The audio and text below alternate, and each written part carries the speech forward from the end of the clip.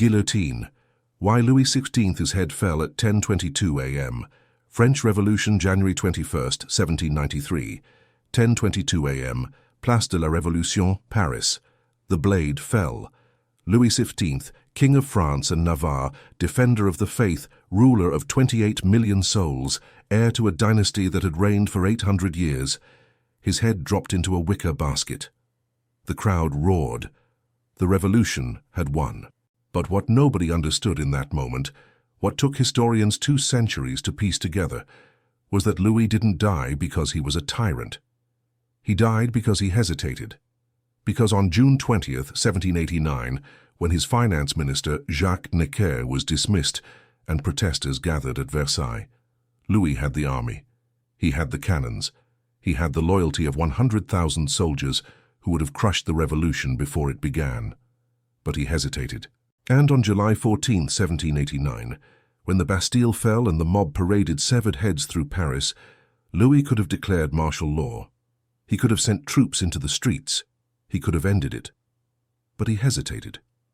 And on October 5, 1789, when 7,000 women marched from Paris to Versailles demanding bread, when they broke into the palace and slaughtered his guards, when Marie Antoinette barely escaped through a secret passage, Louis could have fled to the provinces, rallied his armies and crushed the insurrection. But he hesitated. Every time power demanded decisiveness, Louis chose mercy. Every time violence demanded violence, Louis chose negotiation. Every time the moment screamed, "Act now," Louis whispered, "Let me think about it." And in revolutionary France, hesitation was a death sentence. This is not a story about a cruel king destroyed by justice.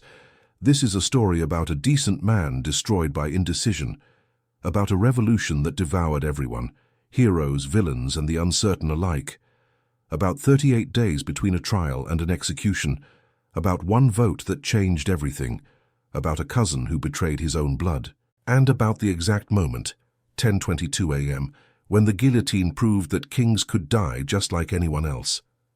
What nobody realized that morning was that the blade wouldn't stop with Louis. It would take Marie Antoinette. It would take the men who voted for his death. It would take Robespierre himself, the man who said Louis must die so the revolution may live. Because once you build a machine that kills kings, eventually it runs out of kings, and then it starts eating everyone else. Versailles, 1774. 19 years before the guillotine. Louis Auguste de Bourbon was never supposed to be king. He was the third son, overlooked, ignored. The spare heir behind 2 older brothers who were smarter, handsomer, more charismatic. Louis was fat, shy, awkward. He stuttered in public. He preferred making locks in his workshop to attending court functions. His greatest joy was tinkering with machinery, not ruling an empire. But then his oldest brother, Louis-Joseph Xavier, died of tuberculosis in 1761. He was 9 years old, and then his second brother, Louis Stanislas Xavier, Duke of Berry, became heir apparent. Wait, no. I'm wrong. Let me correct this. His second older brother was Louis de Xavier. He died in 1754 at age 1, so the line of succession went Louis Ferdinand, Louis's father, the Dauphin. Then it would pass to his sons. But Louis Ferdinand died in 1765 of tuberculosis. So the crown skipped a generation and went to Louis Ferdinand's oldest surviving son, Louis Auguste. At age 11, Louis Auguste became heir to the throne of France. He was terrified. May 10, 1774, Versailles. King Louis XV died of smallpox. His face was black with disease. The smell was so putrid that his own courtiers refused to enter the room. Louis Auguste, now 19 years old, was in the Hall of Mirrors when they told him. He dropped to his knees and prayed, "Dear God, protect us. We are too young to reign." He married Marie Antoinette of Austria when he was 15. She was 14. It was a political marriage, an alliance between France and Austria, designed to end decades of war. The wedding night was a disaster. Louis didn't know what to do. Marie Antoinette didn't know what to do. They sat in bed, fully clothed, staring at each other. This continued for 7 years. 7 years without consummating the marriage. 7 years of humiliation. The entire court whispered about it. Pamphlets mocked him. Songs were written about the king who couldn't perform his most basic duty. It worked. In 1778, their first child was born, Marie-Thérèse Charlotte. The kingdom rejoiced. The king was finally a man. But by 1778, France was already dying. The problem wasn't cruelty, it was debt. France was the richest country in Europe, and also the most bankrupt. How? War debt. Louis XIV, the Sun King, had fought constant wars for 72 years. Louis XV continued the tradition. The 7 Years' War, 1756 to 1763 alone, cost France the equivalent of $3 billion in today's money. American Revolution debt. In 1778, Louis XVI made the most expensive decision of his reign. He funded the American Revolution against Britain. France sent money, weapons, ships, and 12,000 soldiers to help George Washington. Total cost, 1.3 billion livres, roughly $5 billion today.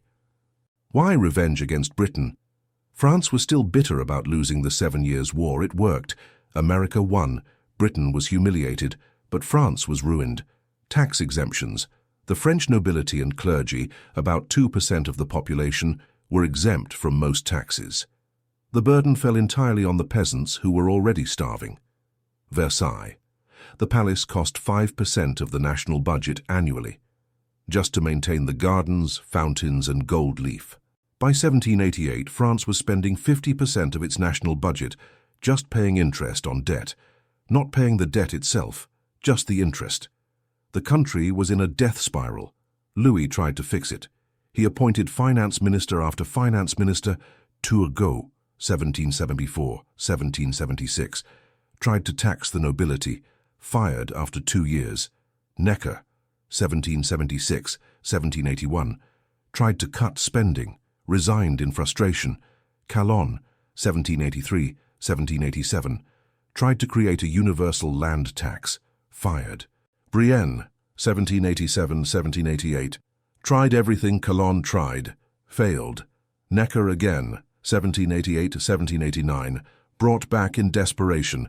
Every minister proposed the same solution, tax the rich.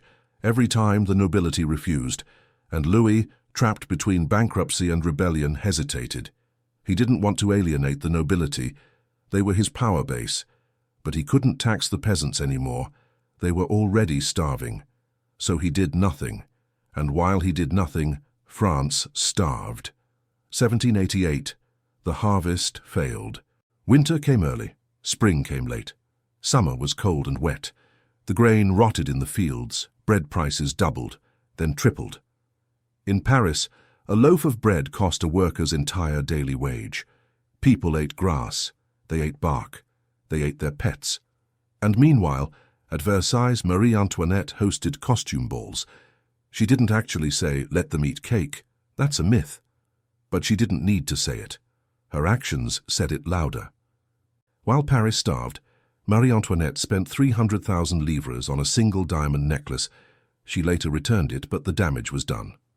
While peasants ate bark, she built a fake peasant village at Versailles called the Hameau de la Reine, a fantasy farm where she and her friends dressed as shepherdesses and pretended to milk cows. The French people hated her. Pamphlets called her l'Autrichienne, the Austrian woman, accused her of being a spy, of sending French gold to Austria, of sleeping with half the court. Most of it was lies. But it didn't matter. The people needed someone to blame.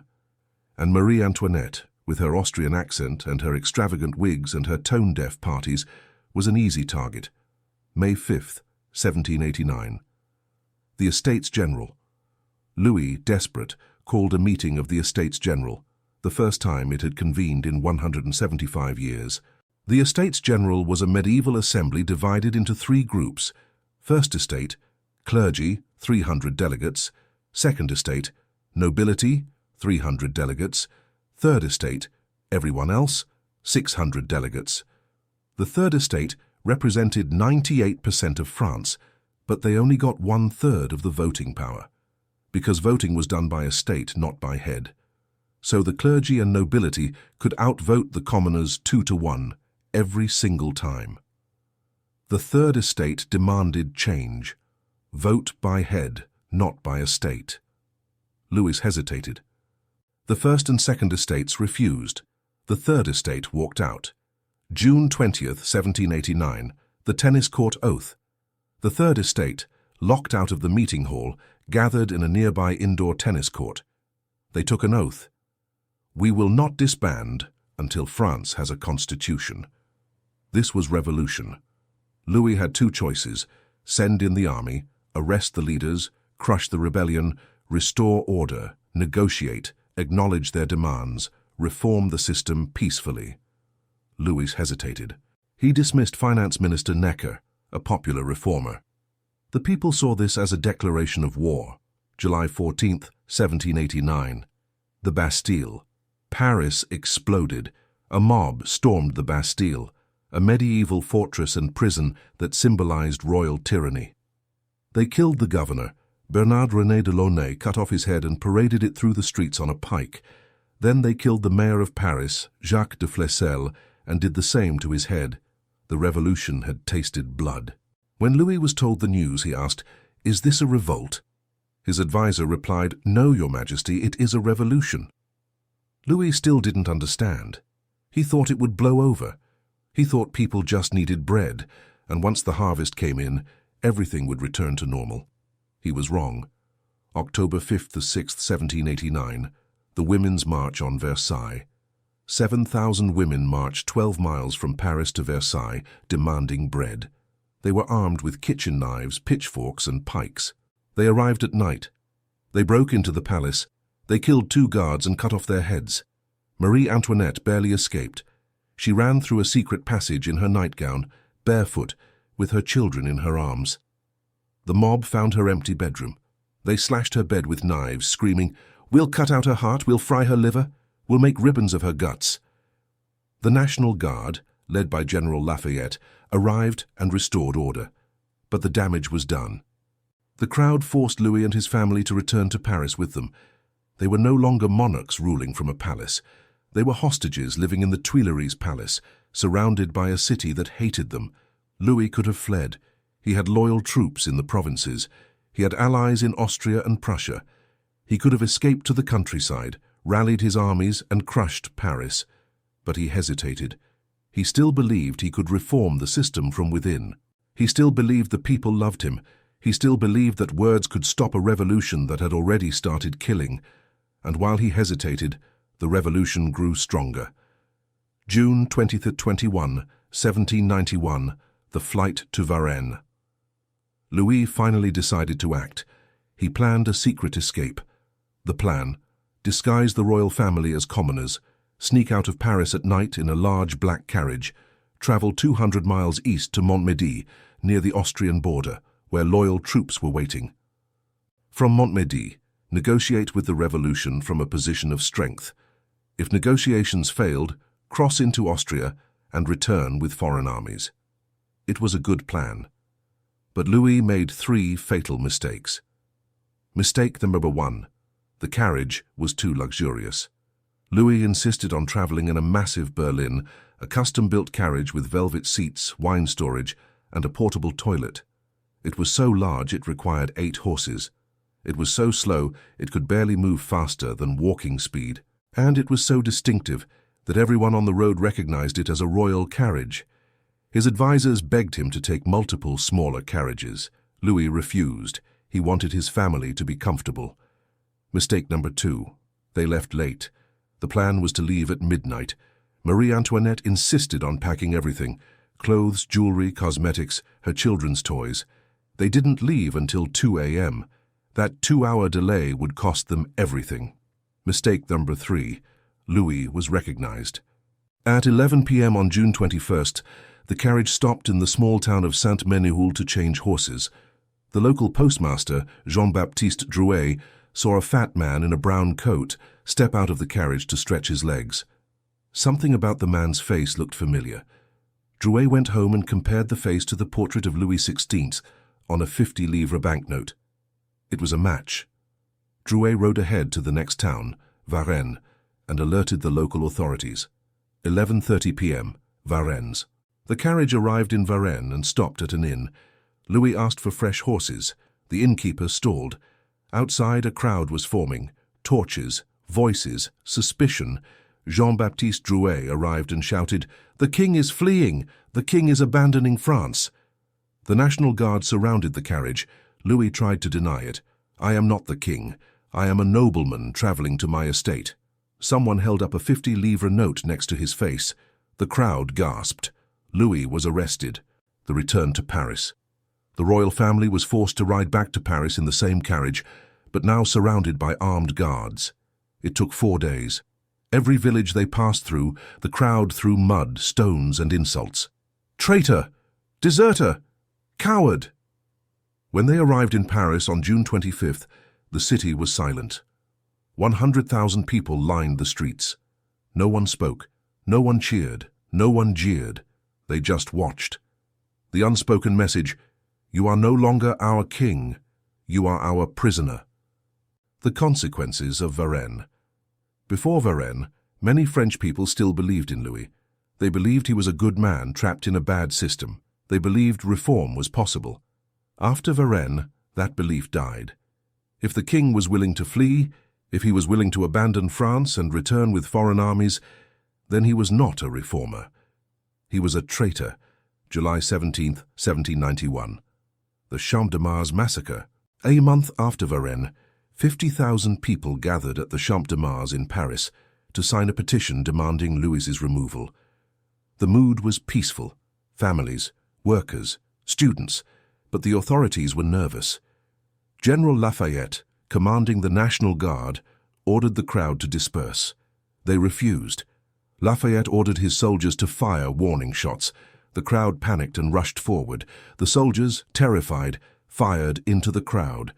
54 people died. The revolution radicalized overnight. August 27, 1791. The Declaration of Pillnitz. Emperor Leopold II of Austria, Marie Antoinette's brother, and King Frederick William II of Prussia met in Pillnitz, Saxony. They issued a joint declaration. "We regard the situation of the King of France as a matter of common concern to all European sovereigns. We are prepared to act with force, if necessary, to restore Louis XVI to his rightful position." Translation: "If you hurt the king, we will invade." This was supposed to help Louis. It destroyed him. Because now in the eyes of France, Louis wasn't just a failed king, he was a foreign agent. He was conspiring with Austria and Prussia to invade his own country. April 20th, 1792. France declares war on Austria. The revolution, feeling threatened, declared war. Louis secretly hoped France would lose. He sent military plans to Austria. He told them where French troops were weak. He gave them intelligence that got French soldiers killed. This wasn't theoretical. Historians have the letters. Louis committed treason, but he believed he was saving France from chaos. He believed that once Austria won, they would restore the monarchy, reform the system, and everyone would be better off. He was wrong. France didn't lose. Against all odds, the French revolutionary armies held the line, and Louis's treason was exposed. August 10, 1792. The storming of the Tuileries. A mob of 20,000 sans-culottes, radical working-class revolutionaries, marched on the Tuileries Palace. They were armed with pikes, muskets, and cannons. Louis had 900 Swiss guards protecting him. The crowd demanded Louis's arrest. Louis, terrified, ordered the Swiss guards to stand down. But the Swiss guards didn't hear the order, or didn't trust it. They opened fire. The mob fired back. For 3 hours, the Tuileries became a battlefield. When it ended, 600 revolutionaries dead, 200 Swiss guards dead, the palace in ruins. Louis and his family fled to the National Assembly and placed themselves under its protection. The Assembly voted to suspend the monarchy. Louis XVI was no longer king. He was citizen Louis Capet, named after Hugh Capet, the founder of his dynasty 800 years earlier.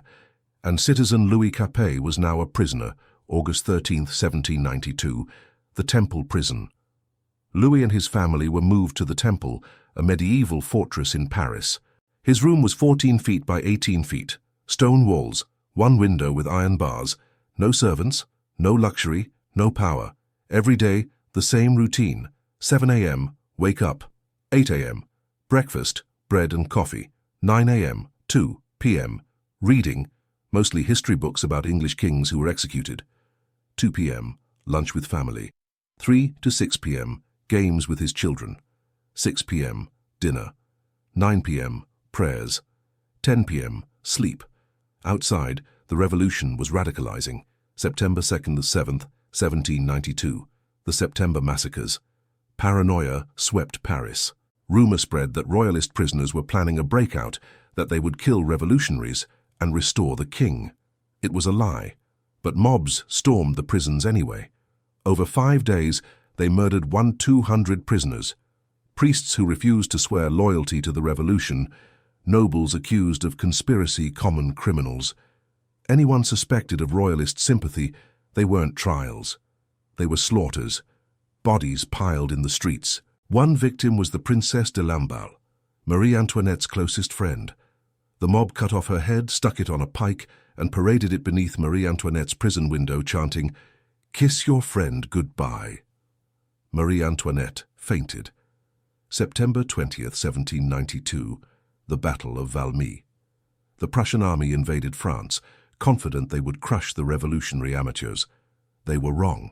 At Valmy, 36,000 French soldiers faced 34,000 Prussians. The French held the line. Prussia retreated. The poet Goethe, watching the battle, said, "From this place and from this day forth begins a new era in world history." He was right. For the first time, a citizen army had defeated a professional royal army. The revolution had proven it could survive.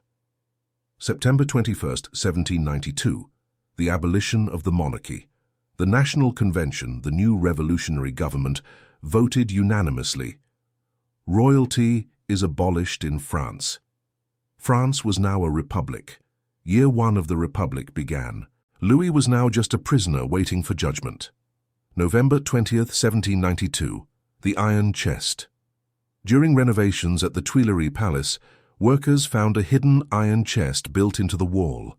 Inside, 726 documents, letters between Louis and foreign governments, military plans sent to Austria, payments to counter-revolutionary agents, proof of treason.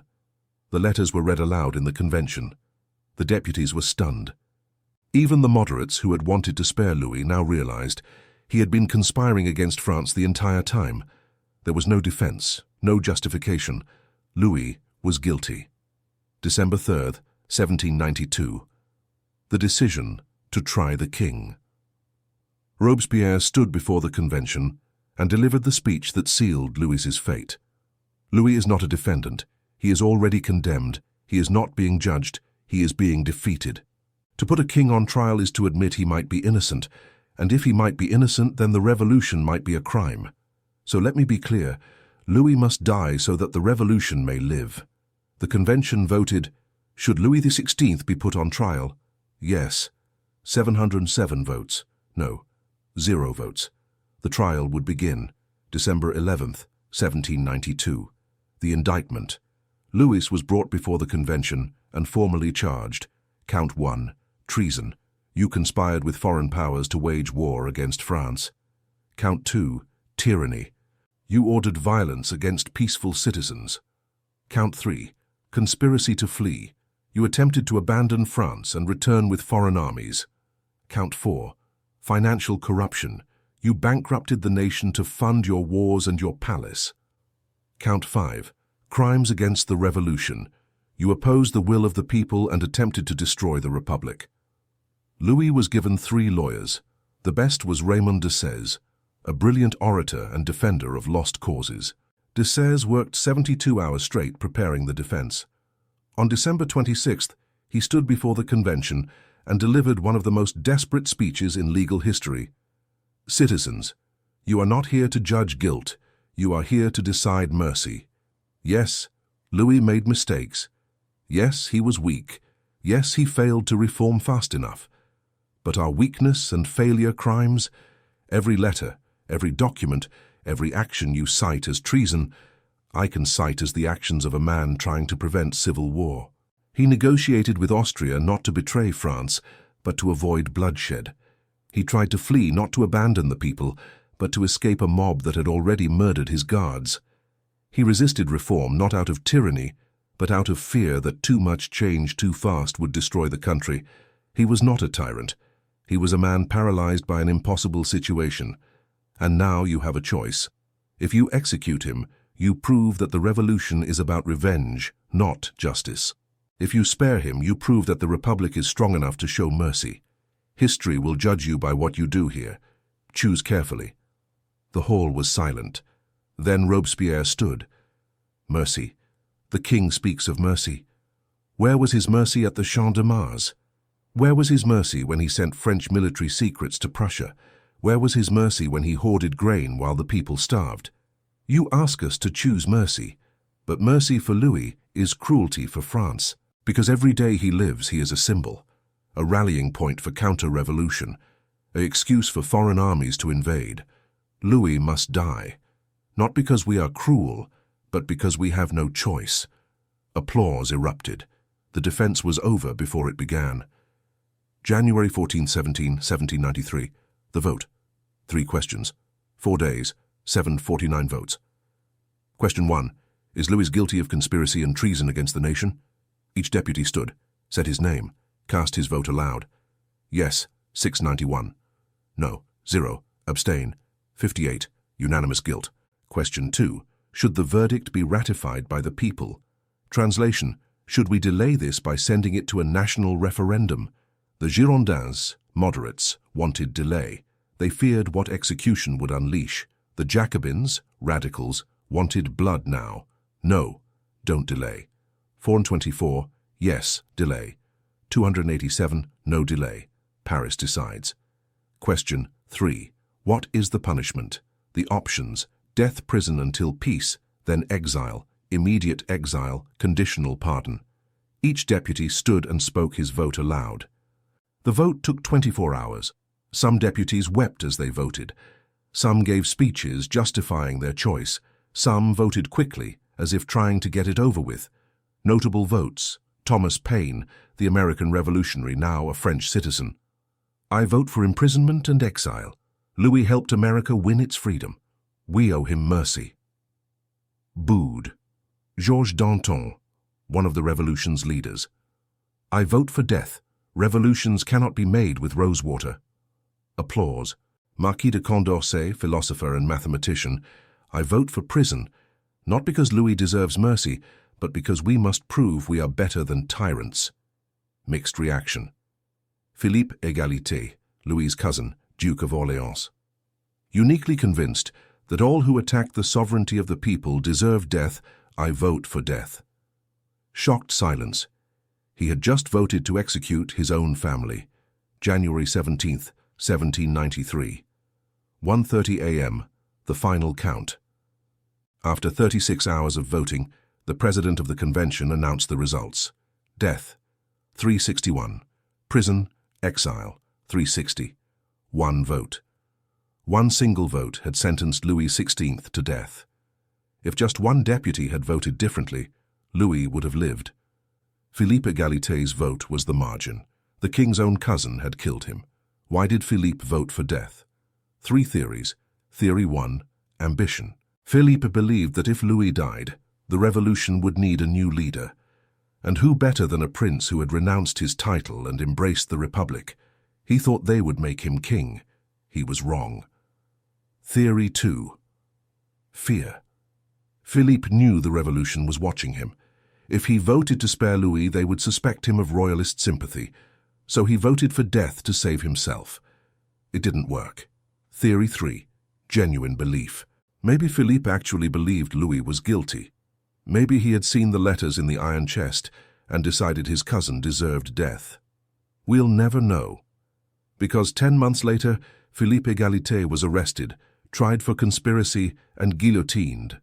Same blade, same square, same crowd. The revolution devoured its own. But Philippe wasn't the only betrayal. The real secret, the one that took historians decades to uncover, was this. The vote wasn't close by accident. Robespierre and the Jacobins had orchestrated it. They had the votes to kill Louis easily. They had at least 400 deputies who would vote for death no matter what, but they didn't want a landslide. They wanted a narrow victory. Why? Because a narrow vote meant everyone was complicit. If 700 deputies voted for death, then 287 could say, "We opposed it," and escape blame. But if the vote was 361 to 360, then everyone had blood on their hands. Every deputy who voted for death, every deputy who stayed silent, every deputy who abstained, all guilty. And guilt creates loyalty, because if the monarchy ever returned, all 749 deputies would hang together. So they had to make sure the monarchy never returned. The vote was theatre, the trial was theatre. The entire process was designed not to determine guilt, but to bind the revolution together in blood. And it worked. January 20th, 1793. 2 p.m. Louis was informed of the sentence. He did not weep. He did not rage. He simply asked, "How long do I have?" "Execution is tomorrow morning." Louis nodded. "May I see my family one last time?" "Yes, tonight, for 2 hours." 8 p.m. The last goodbye. Marie Antoinette, their daughter Marie-Thérèse, 14, their son Louis Charles, 8, and Louis's sister Madame Elizabeth were brought to his cell. The guards stood outside. No one recorded what was said, but witnesses heard sobbing, screaming, then silence. At 9:45 p.m., Louis stood. "I must go now." Marie-Thérèse collapsed. Louis Charles grabbed his father's leg, sobbing, "Papa, don't leave, Papa, please." Louis knelt and whispered something in his son's ear. Then he kissed each of them once. He walked out. He never looked back. 10 p.m., 5 a.m. Louis prayed with his confessor, Abbé Edgeworth de Firmont. Then he slept. He slept soundly for 6 hours. His guards were astonished.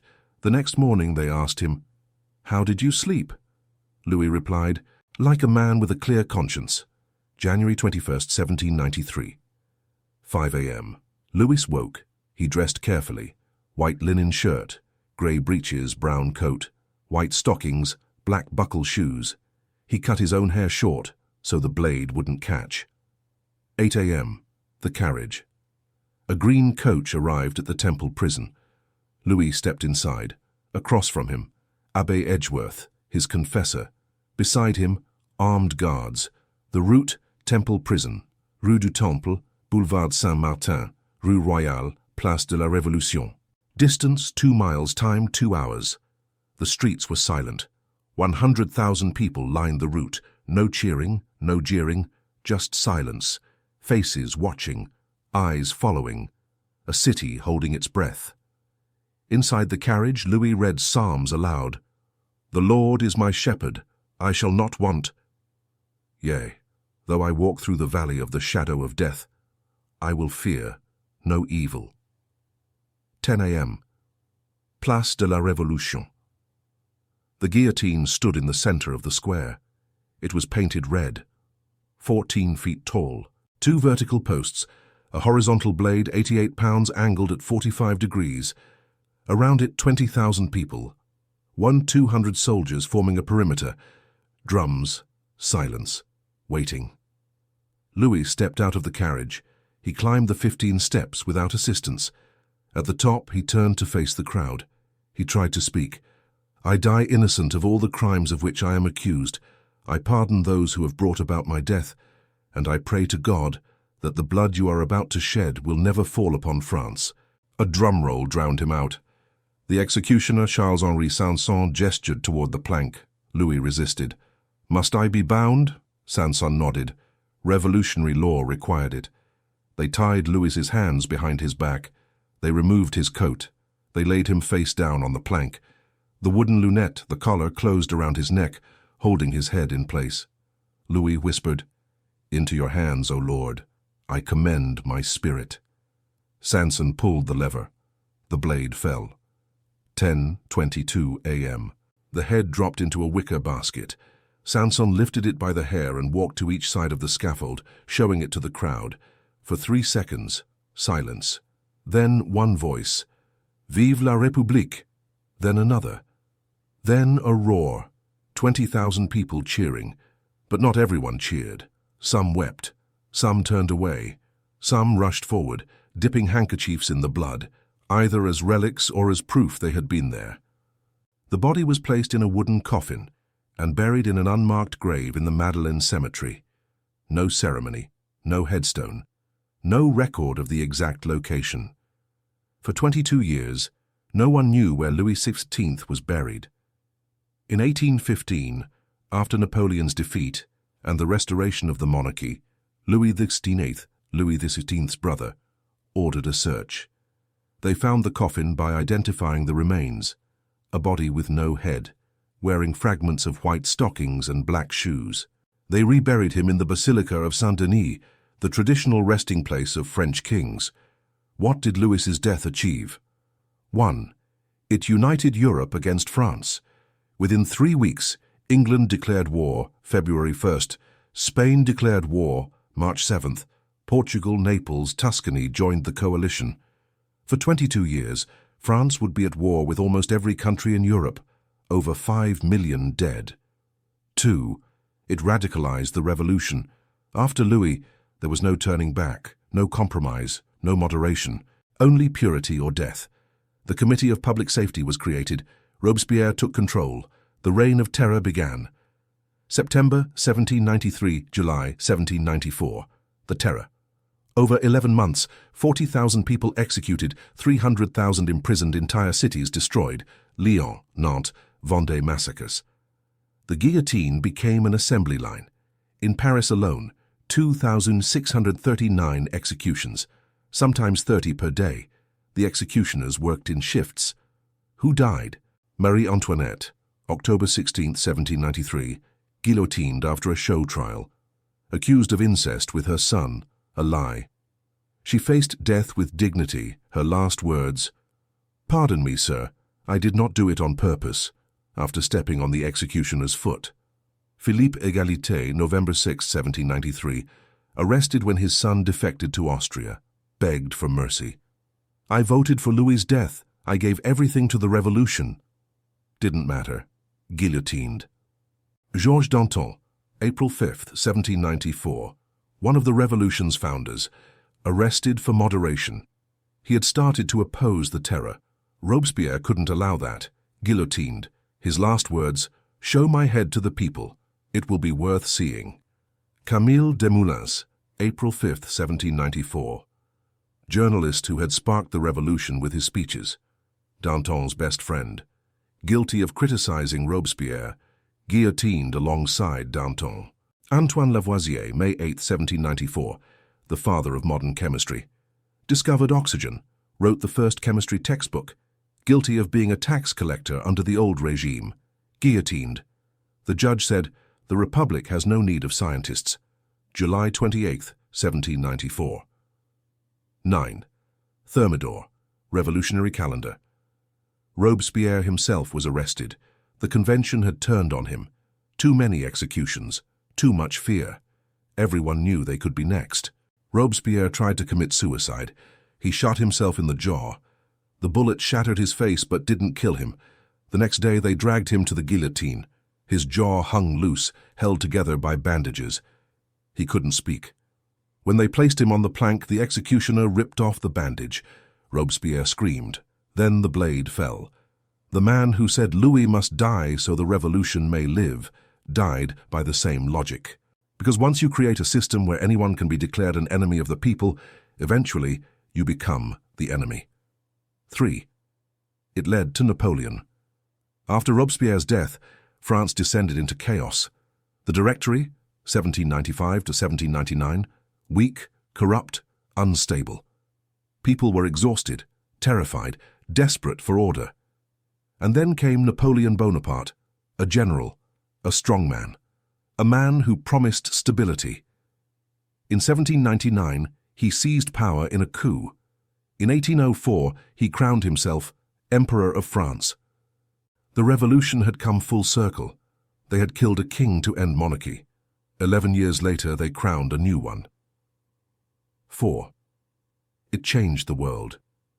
Because once France proved that kings could die, other countries started asking, why do we have kings? The 19th century became the age of revolutions. 1830, July Revolution in France, 1848.